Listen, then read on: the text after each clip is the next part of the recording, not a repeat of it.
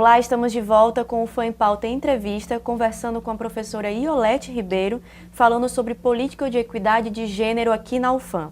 Professora, a gente estava falando sobre a comissão que vai ser instalada logo após a aprovação da política. A senhora pode explicar um pouquinho melhor como é que vai ser o funcionamento dessa comissão? Então, a política de equidade de gênero tem 3 eixos. Um eixo é voltado especificamente para a violência de gênero. O outro eixo vai pensar ações que envolvem as questões de maternidade e paternidade no contexto da universidade, né? E um terceiro eixo vai ser centrado no enfrentamento à LGBTfobia, né? Então, para assim, dar concretude para esses eixos, a comissão vai pensar tanto em ações de ensino, pesquisa e extensão, que potencialize a produção de conhecimento na universidade sobre isso, que incorpore o conhecimento produzido no processo de formação que nós oferecemos, tanto a nível de graduação como de pós-graduação, pensando em projetos interdisciplinares, em disciplinas, em eventos, ou mesmo no fomento à pesquisa nesse campo, né? No âmbito do enfrentamento à violência de gênero, nós vamos pensar ações específicas para como lidar com as denúncias, né? Porque, por exemplo, se uma discente sofre violência de gênero, faz a denúncia, e quem é o suposto, né, causador dessa violência é um professor que ministra a disciplina para essa estudante. Então, você não pode permitir que a violência continue. Mas enquanto a violência, a denúncia é apurada, você não pode dizer que aquela pessoa é culpada. Mas aí tem que aplicar medidas protetivas para que ocorra a apuração da denúncia sem trazer prejuízos para a atividade acadêmica da estudante. Então, a comissão vai pensar em como lidar com isso, que medidas podem ser aplicadas, tendo como paralelo a Lei Maria da Penha, que também na Justiça Comum já faz ações desse campo, nessa natureza, né? Professora, a universidade é um ambiente onde as pessoas vêm aqui para estudar, para produzir conhecimento científico. Então, a gente pode até causar uma certa estranheza de haver violência dentro da universidade, mas ela existe, né? Eu gostaria de saber como é que se dá essa violência de gênero na universidade. Então, a universidade não é uma instituição isolada da sociedade, né? A violência que está fora também se manifesta dentro da universidade. E a violência de gênero, ela está entranhada nas nossas interações sociais, na forma como as relações sociais estão organizadas, na forma como as instituições funcionam, porque o machismo, ele é um sistema de dominação organizador e hierarquizador dessas relações. Então, por isso ele também está presente, o machismo, o racismo, eles estão presentes na universidade. E a forma como as interações acontecem aqui dentro reproduzem outras violências que estão fora, como, por exemplo, a relação professor-aluno, ou a relação entre um chefe e uma pessoa que trabalha no setor ali de sua responsabilidade, né? Muitas vezes isso aparece na forma como você respeita ou não respeita o que o outro diz, dá ou não espaço para ele se manifestar, para ele colocar a sua opinião, na forma como você interpreta o que o outro faz, a roupa que ele usa, o que ele pode, o que ele não pode, como você avalia a capacidade do outro, né? Muitas vezes achando, porque a mulher é menos capaz, ou porque travesti não deveria estar aqui. Então, essas concepções equivocadas, esses preconceitos, eles circulam também nos ambientes de socialização da universidade.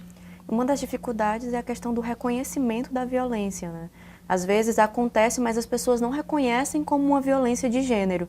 A senhora acredita que na sua avaliação, no seu contato com a comunidade acadêmica, na discussão da política, a comunidade acadêmica da UFAM reconhece a violência de gênero?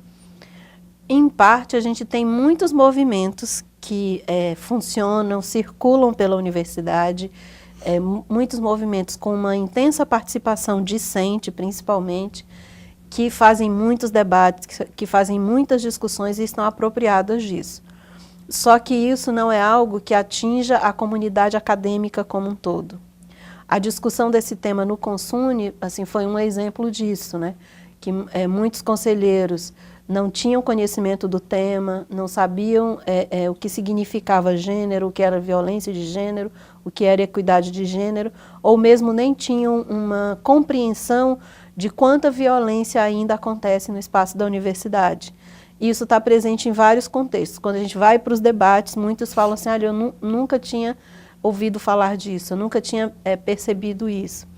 Numa das unidades acadêmicas que a gente foi, após fazer a explanação e ir para a roda de conversa, uma estudante falou assim, olha, ontem aconteceu um episódio comigo que na hora eu não identifiquei como violência de gênero. Agora que eu compreendi o conceito, eu percebi o que era.